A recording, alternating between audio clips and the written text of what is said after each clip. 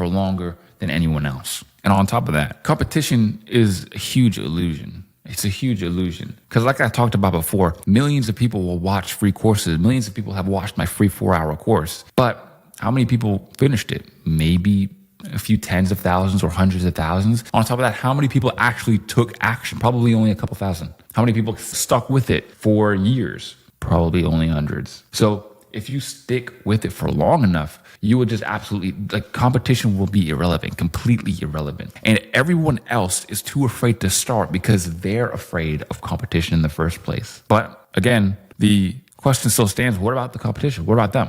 Well, I can't get rich because there's so many other people trying to get rich already. This thought is fully valid, but let's reframe it. This is like saying there are more males in the world than females. Therefore, the dating market is oversaturated. So I guess I'll just die alone. I'll just die alone, man. You know, the odds aren't in my favor. All of the girls are already taken. So I'll just stay single till I die. Let me give you another hypothetical. Imagine if you're in a fight with 24 other people. You only have a 1 in 25 chance of actually winning. But what if the other 24 people were toddlers? Technically, the odds are the same. But once you actually take skill into account, the odds are swayed heavily in your favor. In short, if you become the best, you will win, period. Doesn't matter how many other people there are. And luckily for you, it's never been easier to stomp the competition. The same amount of effort that used to make a man ordinary will now make a man great. Everybody is so lazy, doing nothing, doom scrolling, entitled, thinking they deserve some results when they haven't even done anything. If you stick with this, you work a little bit harder than everyone else for a little bit longer than anybody else, your life will change. So let's address the question that silently haunts most people. Can anyone truly get rich? Or is it just possible for those with special advantages? The bottom line, the uncomfortable truth is that circumstances do create very real barriers. Someone born into poverty, lacking education, or facing systemic discrimination absolutely faces steeper obstacles than someone with wealth, connection, and privilege. Pretending these barriers don't exist is both dishonest and unhelpful. Like I said before, I'm not making this free course to help your feelings or make you feel good. It's to get you results. So I'm going to cut it straight with you. But here's what's equally true. While these circumstances make the journey harder, they rarely make it impossible. History is filled with people who overcame devastating circumstances to build wealth. Immigrants who arrived with nothing, individuals from impoverished backgrounds, people who faced discrimination, those with minimal education, and those who started later in life. All of these people, for example, Elon Musk, richest man in the world, immigrated from South Africa, came to the US with limited resources, built Zip2, PayPal, later Tesla and SpaceX. Then we have Jan over here, Ukrainian immigrant who grew up on food stamps. He co-founded WhatsApp, sold Facebook, that was sold to Facebook for $19 billion. Oprah Winfrey, raised in extreme poverty, suffered abuse, later became the first Black female billionaire through media.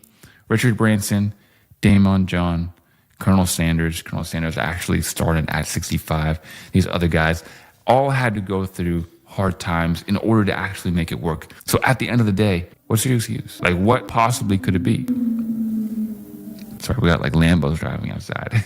And I don't live in Miami either. My circumstances make wealth impossible often becomes a self-fulfilling prophecy, more limiting than the circumstances themselves. This is what I want you to wrap the whole part that we've been talking about around, is that the thought process that it's impossible is going to hurt you a lot more than the circumstances themselves ever will. This belief creates what psychologists call learned helplessness.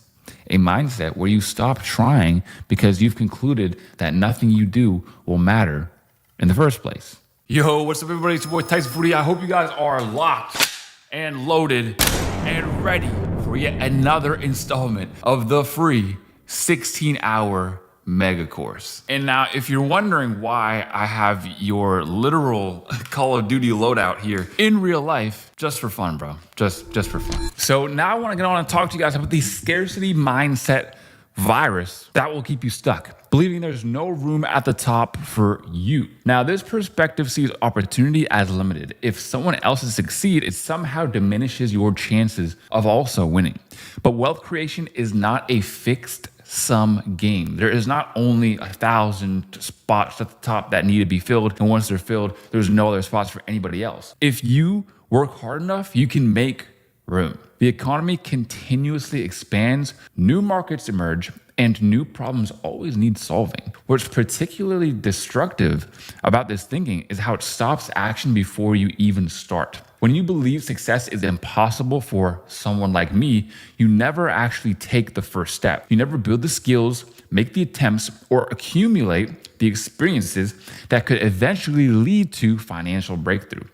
Now, this does not mean ignoring real challenges. Again, I'm going to be as real as possible with you guys.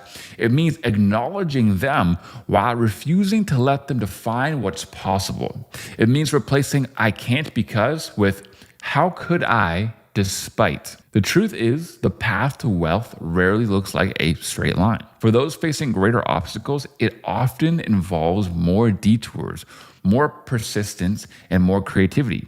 But harder doesn't mean impossible. It just requires adjusting your timeline and expectations while maintaining your destination. All very, very good information. What you really need to take away from it is this. I hear people say this all the time. I'll post one of my students or somebody just making $10K per month, making $16,000 in a month, making $18,000 in a month. And somebody in the comments, there's always that dude, will be like, yeah, easier said than done. I mean, yeah, I agree. Nobody said it was easy. These guys worked extremely hard.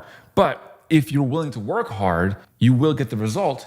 And the result is more than worth the hard work. It is a small price to pay, my friend. So the question isn't whether anyone can get rich.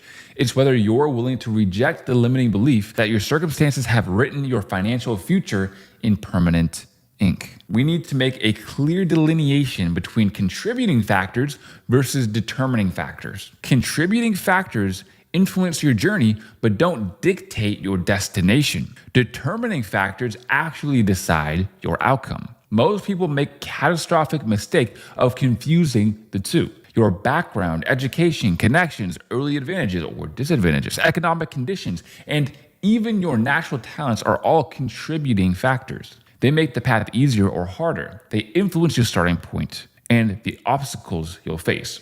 They're real, and pretending they don't matter is naive. These contributing factors, no matter how significant, are not determining factors. What ultimately determines your financial outcome are your decisions, actions, persistence, adaptability, and mindset over time. You wouldn't believe how many people I know, right?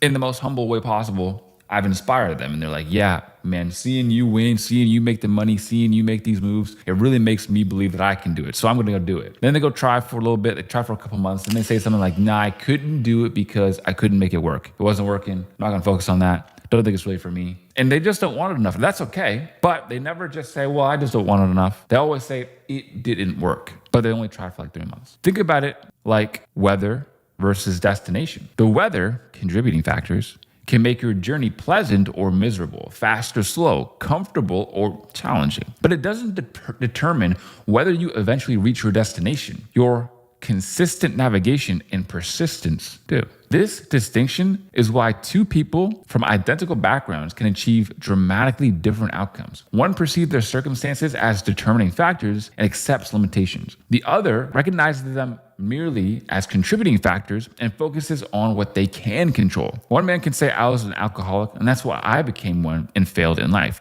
While another man says, my father was an alcoholic. That's why I never drank and I pushed to succeed in life. Another example, heroes and villains often have the same origin story. They just choose to do different things with it. Batman's parents were killed, so he wants to stop everyone else from feeling pain. Someone else's parents were killed, and they want to make sure that everybody feels the same pain that they did. And just to drive this point home just a little bit further, I have a few people that I've met throughout my life and have worked with that perfectly embody this example and this idea. Right? So this is Luca. I was actually talking with him in person at Vegas with him and a bunch of my other students as well. He lives in Argentina. English isn't his first language, and he's still making over 30K per month, probably more now at this point, doing really well for himself. And then we have Benjamin, lives in Romania. Again, English isn't his first language either. And I want you to really take note of where these guys are from, some of the disadvantages that they have. You can go and watch these interviews actually on my channel after this video. But all these dudes, very successful,